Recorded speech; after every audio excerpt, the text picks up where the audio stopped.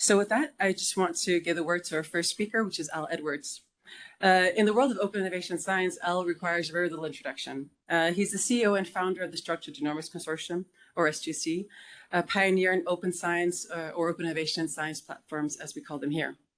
He's a professor and its Emerging Nexus Chair of Health Innovation and Technology at the University of Toronto. And the SGC has been applying open principles to generating research tools and knowledge to support basic science and early stage drug discovery for almost two decades. And I, for one, look forward to hear more about Al's work. So, Al, the floor is yours. Thank you. I'm wearing my U of T shirt, University of Toronto, because I figured, I'm at the insulin place. Yeah, so Banting discovered it, obviously, at the University of Toronto, and the license that they gave out to Eli Lilly and other companies were based on this model of giving back to society, something that universities have forgotten, I think, over the last 70 years. The other interesting thing from a commercialization point of view, I don't know if it's tech transfer, insulin was at that time a product already. It had already been in a person. It had already shown to reduce glucose levels. It wasn't an idea that at one point in the far future may lead to a product, right? So it's sort of really important to mention that like pioneering licensing deal was a university had made something that was already a product. It needed to be manufactured. It wasn't early. Okay, so today I'm going to speak about consortia and open science. And I'll give 4 case studies because stories are compelling. And I'm going to talk about those that involved open science. And so what are the kind of particulars of a science problem that this kind of model is suitable for? Well, first of all, it requires skill sets from multiple sectors, not money from multiple sectors, skill sets from multiple sectors. The problem has to transcend corporate or parochial corporate interests, institutional or national interests, ideally. A pre-competitive area can be agreed upon.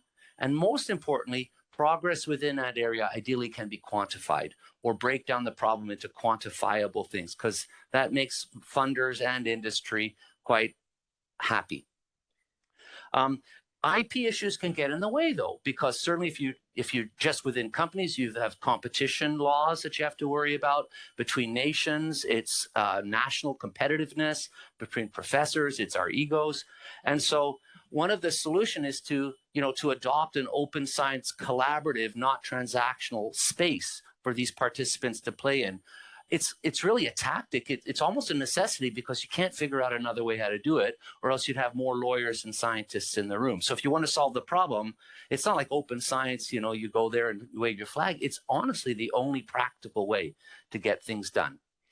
And so conceptually, whatever space you're in, you define a pre-competitive zone, and that's the art, right? And that's where industry and academia and funders all agree that in that box, as you define it, it will be open, and that could be for technology, knowledge, tools, not products, though, as I said. And then product development goes on this side, where you gain potentially an intellectual property position or not, and then you develop your product as business rules. And so I say the art is what's in the middle, right? What is the joint interests, or you can carve out joint interests. I'm going to give you 4 case studies where we've done that, and just so you can think of examples and apply that kind of thinking to what you did. And the first one is the SGC, which was just spoken about. So in 2001, the problem was that the human genome sequence had just been done, revealing thousands of human proteins that no one knew anything about. People knew that their crystal structures at the time, the 3-dimensional structures, are enabling to drug discovery, but they're not obviously the product, which is the drug. They're enabling tools. Academia, so industry thought, wow, it would be great if we had all of these, but academics weren't working on human proteins because bacterial proteins were technically easier, and you could get as many papers studying a bacterial one as a human one, so we studied bacterial ones. And in that gap jumped biotechs and some universities and started work on human proteins, and they patented them, and their uses thereof, right? Which was freaking out industry because they said, these aren't the products, they're just a research tool. You're making it very difficult for us to mount an internal drug discovery because I'd get licenses to this and negotiation, and then they were overvalued.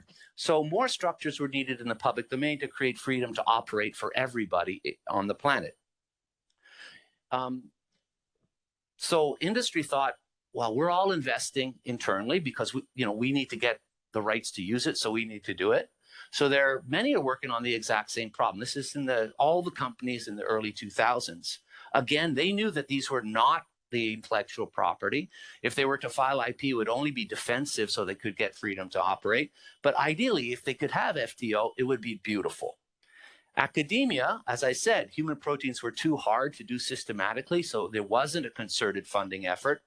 And indeed, for many of the newly solved proteins, there were no newly sequenced proteins, there were no biology, very hard to get a grant on a protein for which nothing is known. That's not how academics work, right?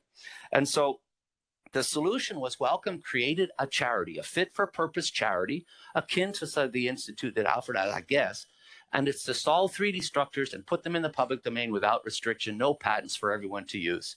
It was funded by Canada, was the biggest funder, foundations and industry, first Glaxo, then Glaxo and Novartis and Merck, and a quantifiable mandate we were given, 350 structures for that period of time, 665 for that period of time, from a list that industry said, an agreed upon list that both academics and industry found interesting, that sort of Venn diagram overlap.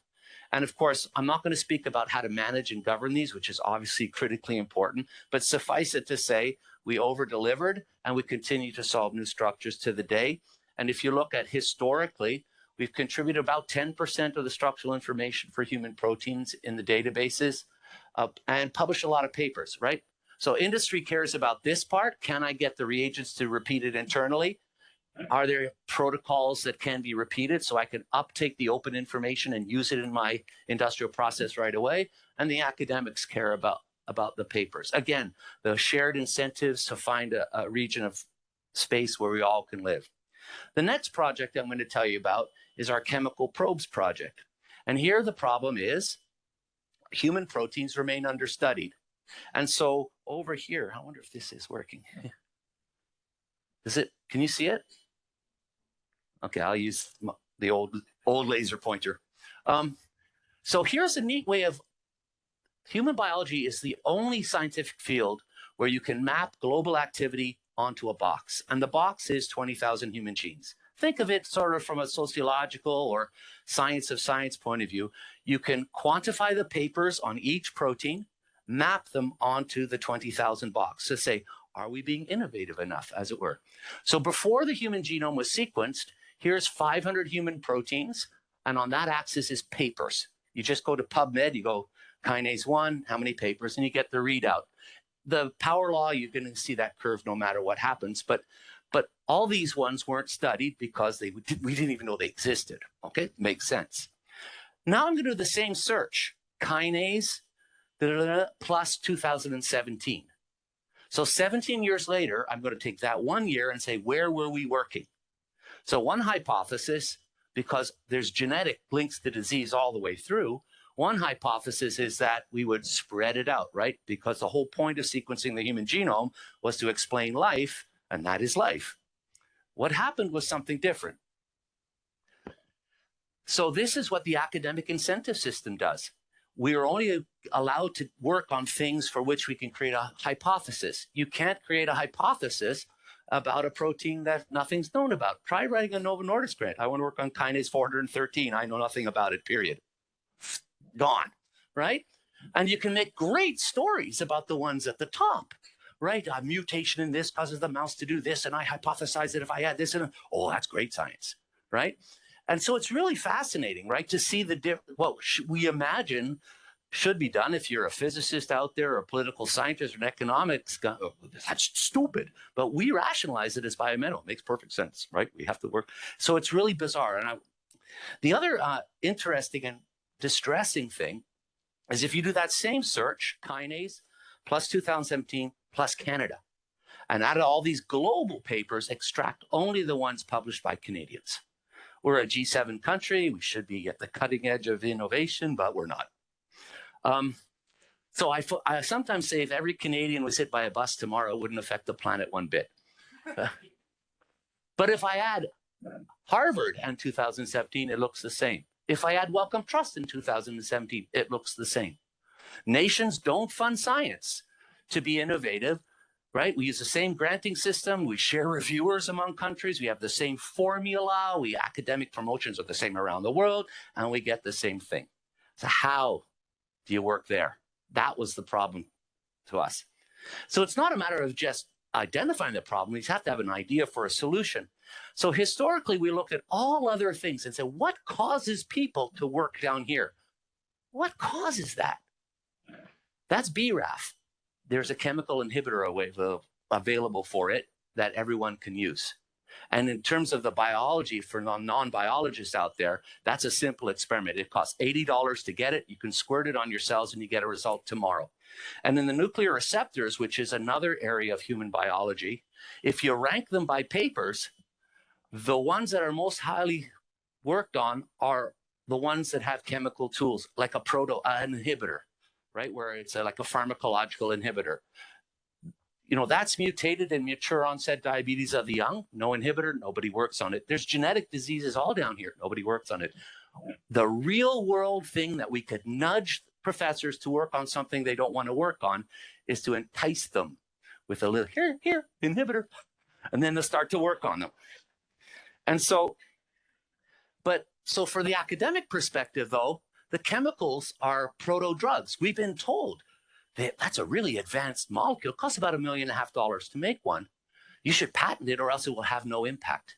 That's the line they use. Really, they say, our metrics are patents. This is a good thing to patent. But they dress it up with, it should be patented if we have an impact. It's really for the public good we're patenting. And then generating chemical probes for which there's no existing biology, the same thing. You know, how will you work on a protein? Why would I want to spend $1 million making a probe for a protein we know nothing about? Work on an important one. So everybody works on the same important one, right? Industry has the same problem. They appreciate, though, that these aren't, you know, they're not proto-drugs. They don't think of them as drugs. They think of them as research tools to see if we should invest real money in this project, right? So it's part of the de-risking process inside of industry. But one of the problems was industry and academia are largely focusing on the same proteins, the one on the right. If we plot patents on that graph I showed you about, it looks exact same thing, right? And so we have an innovation problem, a science problem. If we want to explain life, we need to work on these things. If you want new drug targets, you need to find them, but nobody's doing it. So we declared about 2007 when we had the idea, 2009 when it practiced, we said, why don't we declare the first chemical probe for a new target as a public good? And then we'll pool resources to generate 10 chemical probes where the community would have had 10 people working on one. So 10 different proteins versus one. And we have prioritized areas of science that might be cool, like epigenetics at the time was just emerging, and ones that neither academia could justify investing in alone, and definitely one that neither one company nor organization could do. And we created a coalition of pharma and SGC. Now it's 10 pharma, each of which are contributing money and internal R&D to create 25, 50, and 100 chemical probes over the course of the last decade. And so we've made 173 of those, put them into the public domain. We've distributed, we give them to vendors to sell. 42,000, way more probably by now, samples have been distributed. They're referenced in over 10,000 papers. And the discoveries made with these molecules, working on proteins that no one would have worked on, have generated clinical hypotheses that are testing in well over 50 clinical trials now. What companies wanted, I just want to link that target to a disease. I can make my own chemistry, thank you very much. I can find my own IP, thank you very much. But I want to know which protein should I target of the 20,000 for, let's say, diabetes, right? You want to be able to say, aha, with a chemical tool that inhibited the protein, like the action of a drug, I got the glucose levels going down, or I got the cancer cell dying, or I got this. Thank you very much. I can take it from here, right? So that's the pre-competitive nature of the compound. The compound is not the asset itself, but it's the knowledge gained with it that's the asset. And to show about the relationship, remember I said these things are not transactional, but collaborative.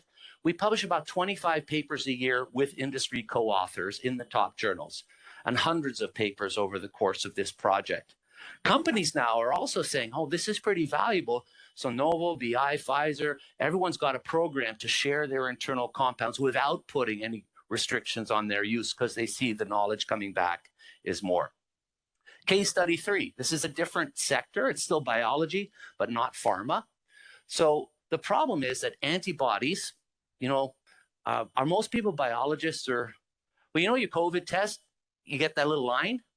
You better be sure that that antibody is recognizing SARS-CoV-2 and not another coronavirus, right? The selectivity of these reagents is really critical.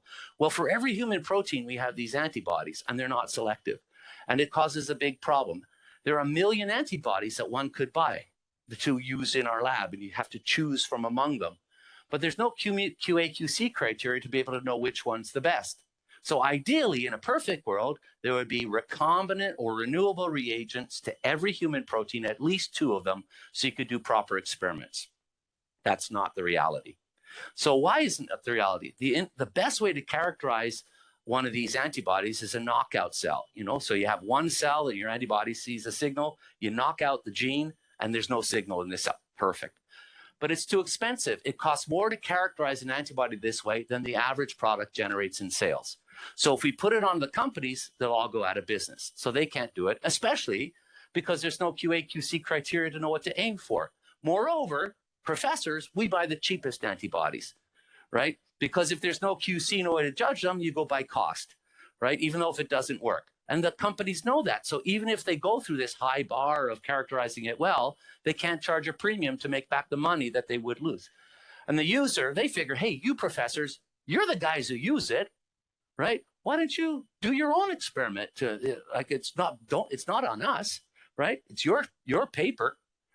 Fair enough. But on the other hand, this is certainly a game where everyone's going. The academics go, we bought it. Your responsibility, you're selling it. You make sure it's qualified well enough. And I can't do it myself because it's so expensive for me to get the knockout line and all the QC and everything in my own lab. I pay $300 or $500. I expect the product. Funders and journals, they sort of, I don't want to step into this war. So they do nothing. They impose quality criteria and say, you should tell us about your antibody, but there's no QA/QC that they hold us to. So everything works. And there's no academic penalty for publishing bad science. Immediate, like eventually. But if you use a poor antibody, no one say, oh, that's bad luck. You used a bad antibody. Not, why didn't you characterize it, right? So the solution was, how do we circle this square? So we said, well, first of all, I was pissed off. It's been like this for 30 years, and outrage is the mother of invention. And so I was really angry. So I said, how the hell are we going to fix this? So we knew that some companies really wanted to give good products. So we contacted those, Thermo Fisher, Abcam, CST. There's some good companies out there. And we said, well, they agree that also we should have renewable antibodies, not polyclonal, renewable antibodies to every human protein. So why don't we, on behalf of you, build a platform and we'll test all your antibodies. You do one experiment for 10 companies, the cost comes down 10, maybe 8-fold, right? But you got to agree to put everything in the public domain. And we'll commit to that as well, so that no one could be using this knowledge for any proprietary gain. And you got to donate us your products for us to do it. So the companies donate the products to us. They sit on an advisory board to go over the data. And over 2 years, we've built the trust with them. So now that we have 10 companies involved, all of whom are donating in kind and cash and time, it's been funded by a lot of organizations that want to clean up the literature, right? And data gets put into the public domain. So what we've learned as of January, we tested 389 antibodies against 34. We happen to focus on neuroscience by those 3 applications. Only 39% recommended for Western or immunoblot, the most common application, failed when using the knockout lines. It looks great in the catalog, but you actually test it in a cell where you've knocked out and the protein's still there. The band is still there. It's obviously not the protein, okay? Or in immunofluorescence, it's worse. 3/4 of the antibodies that companies sell that say you can use this for immunofluorescence, which is where you can find a protein inside a cell, failed. Then we looked at the papers published in those papers. Of 179 papers with the antibodies, 99 did immunofluorescence with an antibody that we know the signal does not come from the protein. And this is pervasive in the literature. I have reams of stories about how fields went astray because they bought a reagent, didn't bother to test it. The companies did a modicum of testing. They do the experiment and the answer is wrong, right? And then you got a long time to fix it because the next paper, where do you get your antibody? Well, the paper before, which is propagates, you know, these are cited 60,000 times, right? And these are disease genes that make a difference. The neat part about the trust and the open relationship is companies now are taking products off the market because our collaborative open science efforts show that it doesn't work. So you can imagine a big company like Thermo is believing a little itty bitty operation because of the open science trust, and it's cleaning up the literature. We're starting to see on our metrics of success, we're asking the companies to give us the sales of the products that don't work and work after this result. And sure enough, the ones that are working, performing better, are increasing in sales, which should have this knock-on effect on the literature. So that's a fun one. It's a different space. The pharma has lots of money for R&D. These companies don't. Well, Thermo does, but the others don't. So it's a different way to get a relationship. But remember, the problem was fixed science. The solution had been tried dozens of times over the last decade. The professor's answers: make new antibodies. Start a big project to make new antibodies. Don't characterize them. Make more, because I can do it right? And so there's hundreds and hundreds of efforts making new antibodies, but they were bagel characterizing them. So we thought if we're going to do something, let's focus on that part, and with industry that makes a lot of them. All the academic efforts have shunned industry. The last one is AI and drug discovery. So the problem is, at some point in the future, computational methods will be able to identify the starting points of drugs. But that future is not today. And so with billions of dollars going in and incredible claims that from companies, if you fund us, there'll be rainbows and fairies and unicorns and drugs pouring out, it just doesn't work. So how do we find the method that does work, right, so that we can advance the field more rapidly? So from pharma's perspective, every company has a big internal team that does this and developing methods. But there's no objective way to know if their methods are better than the hot biotech's methods that have been funded with like Series A rounds of about 200 million, right? And they go out and they say, the pharma guys say they get the same 5 PowerPoint slides. Here's my method. I'm not telling you it's secret. Here it works on an ideal situation. It works on everything. Give me a lot of money. And there's no way to compare them because the slides are always the same. So how do we, fix that? And from the academic perspective, AI is the solution to everything, all the time, everywhere. And every university I've traveled the world, is a world leader in AI. And so how are we going to take this sort of the biotech hype, the university hype, the pharma reality? It's a mess. And unless we organize it, it's going to be a mess in 5 years. But it's a mess worth figuring out because it will reduce the costs of early stage science. So we got about 80 people together from pharma and funders, and we identified hit identification. So that's, here you have a protein, you don't know what binds, predict a small molecule that binds. That's the problem. It's one of the many problems in drug discovery. That's what we focused on. And we started an organization called CASH, which is going to be a prospective benchmarking thing. It's modeled after CASP, which was the way in which structural biologists in 1993 today got DeepMind to work to be able to predict what a protein would look like just from its sequence. And it's spearheaded by Bayer, Boehringer, and us for now, with invitations for anyone to join. One of the distinguishing things to make it kind of attractive, we selected the proteins to be hot, not random proteins like ones that a pharma had worked on 10 years ago and happened to have some data. Proteins that if we found a chemical, the world would be interested. And to ensure that there wasn't, if we have lots of people making predictions, we said the rule is the chemistry goes into the public domain. So the chemistry is without restriction, will be placed into it's a hit. It's nothing IP about it, but all these companies believe if it's chemistry, we should keep it secret. So we said you're only allowed to participate if you agree to that. In terms of algorithms, where there's incentives to make algorithms freely available as well and open source the code. But so far, we've just said you've got to report your algorithm to the extent that an expert would know what you did, right? This is the method, I use a Bayesian tree and this and that. Okay, got it. The first two targets were the W domain of LRRK2. LRRK2 is the protein that is most of the Parkinson's disease that are linked to genetics, it's the most commonly mutated gene. It has a kinase domain that has been the subject of a lot of drug discovery, but a little bit away, it also has another domain of the protein that is druggable that's never been worked on. That's the domain we focused on, the WD domain. And the next one started the NSP13 helicase. And so 25 participants were approved because remember, we're purchasing the compounds, testing the compounds. That's probably $500 to $1 million worth of effort we're putting on this. The compounds are purchased from chemical libraries that exist already. We don't have to make them from scratch. So they had 6 months to do predictions, send us the 100 each. 1,000 have been ordered already and assayed. Another 1,000 are being assayed. If any participant had a successful prediction, they're allowed another round of prediction to try and get the compound more potent, as it were. It looks encouraging, but they told me don't talk about it, so I'm not talking about it, but it looks encouraging. And the first result, the worst case scenario, right? Everybody strikes out. 25 participants, not a single hit. We didn't learn anything except it's hard, right? I don't think that's going to happen. Okay, but in 6 months, we're up. So this is another interesting problem, right? Where everybody's got a mutual interest in getting to the right answer. Society does, for if this thing works, right, then we'll be able to generate many more early stage drug discovery projects for the same amount of dollar for many more proteins.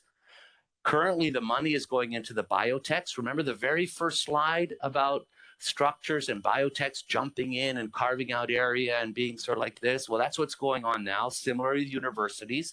And I don't think any one of them is going to have the answer. With CASP, it was a community effort to build off each other to get to the answer, which was ultimately open sourced, right? I think we're going the same thing. The challenge in this area is that the experiments have not been done yet, and experiments are expensive. And so that's the business model of how to sort out how do we get funding to do prospective studies, because retrospective ones have been tried in the past and this doesn't work. So we need to do this in a different way. That project's just beginning. Okay, so those are 4 case studies that I've showed you. I tried to show you where the problem is a big one, and the only solution that we could think of, because it involves multiple countries, multiple actors, multiple sectors, open science is the only practical way to get anything done, right? And the results are a lot of translation results, I'll tell you in another slide, and a lot of academic results, 100 and something papers per year the guys publish. 2 sort of last things I'll leave with. These are incredible training environments. Can you imagine? So our postdocs every 6 weeks are on calls with pharma internal R&D scientists, typical collaborative calls that you might have already done, where they go over data, they design the next 6 weeks experiments, they hear the industry perspective on the problem, real honest to good medicinal chemists. Our colleague at our Pfizer collaborators, David Owen, David invented Paxlovid. He was tapped on the shoulder last 2 Marches ago and said, we need you to invent a drug. So we lost him from our board. I mean, he was still there, but he was kind of distracted. But that's the quality of scientists that our postdocs get to interact with, have for the last 10 years and publish with. And here's just some of the, interestingly, these are probably the 3 of the big AI companies in the world, and all of them train, all their VPs of whatever trained with us. So I think if you think of it from a national perspective, right? Open science, there's a little reticence. Are we giving stuff away? Canada always asks, why should we give stuff away? Right? We're a rich country. We should be kind of generous. Anyway, it does train people and create sticky jobs in the region as you start to think that, and kids that are, or young people that are really engaged with industry at the R&D level, not, I went and did a postdoc and learned something. These are project teams and understand what drives them. So and that's a partial list. We can't keep our med chemists in our North Carolina lab. 1 year, they're gone, poached by industry all the time. It's so difficult to keep people in the lab. Finally, what about the spin-offs? And so there's projects. I want to focus on the bottom left one, the WDR5. WDR5 was one of the proteins on the long tail. And we decided this happened to be with an academic, OICR, Ontario Institute for Cancer. Let's make a probe for this. So we did what one would do in industry. We did a screen, we did the assays, we did medicinal chemistry optimization, we developed assays to make sure that it was on target inside of a cell, and all in the open. And we shared every 6 months with our pharma partners. We published papers throughout that process. And in 2015, we said we need to know biology. So I phoned Giulio Ferga in Austria. Would you like to use it? You can't patent anything, Giulio, but what do you find? He goes, yeah, I'm okay. Shelley Berger in Philadelphia. That generated a Nature paper from Giulio, a Nature Chemical Biology, I think, or vice versa, I can't remember. High impact papers to show that it had an effect on leukemia. We left it at that point because we went on to the next protein. But OICR, because they had been engaged in the project, right, and really understood it, even though the project was open to everybody, they continued. They did an inventive step after that, did some more chemistry, filed some IP, got the molecule advanced to a lead, and partnered then with Celgene in a deal that had a lot of upfront and, you know, the bio dollars. If it makes it, it's up to $1 billion. But that's a cool example of how the open science led to the target, the disease indication. The group that did it had all the knowledge of the assays and the chemistry. And even though it was open to everybody, it was the local person that took it forward. And it didn't stop at all from the molecule or the idea from advancing into a commercial product. But like I say, this is one of the 50 clinical trials I was telling you about. There's lots of examples like that where our knowledge was the sort of key to commercialization. Yeah, the other stuff is kind of, we've done pandemic, but there's lots of stuff that's going on. But I want to focus on that one because, you know, often, you know, we get the story from folks who've not that experienced that if you put a molecule like this into the public domain, a good molecule, it'll stop innovation. And I don't know how many WDR5 drug discovery programs there are in the world now because of the result that we had placed out there. It actually spurred many branches, not just one branch that could have died. How much time? I'm done, right? Or okay, I'm going to use one story that I related at breakfast this morning. And this one is an engineering example.